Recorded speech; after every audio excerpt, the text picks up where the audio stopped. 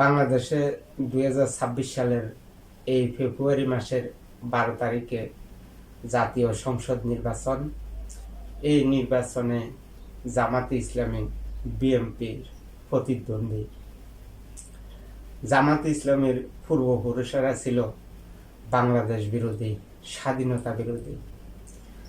বিএনপির পূর্বপুরুষেরা ছিল স্বাধীনতার পক্ষের শক্তি, বাংলাদেশের পক্ষের শক্তি, বাংলাদেশের জনগণের পক্ষের শক্তি।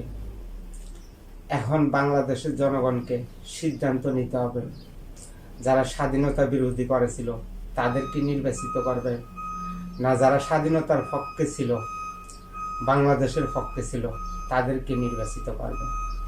এখন সিদ্ধান্ত বাংলাদেশের জনগণের হাতে। বাংলাদেশের জনগণ যদি ভুল সিদ্ধান্ত নেয় তাহলে স্বাধীনতা বিরোধীরা শক্তিশালী হয়ে যাবে। বাংলাদেশে যেভাবে 1971 সালে মুক্তিগামী মানুষের উপরে গণহত্যা চালিয়েছিল, ঠিক একইভাবে তাদের উত্তরসূরি বংশধরেরা বাংলাদেশের জনগণের উপরে নির্যাতন নিপীড়ন অব্যাহত রাখবে তাদের পূর্বপুরুষদের দ্বারা।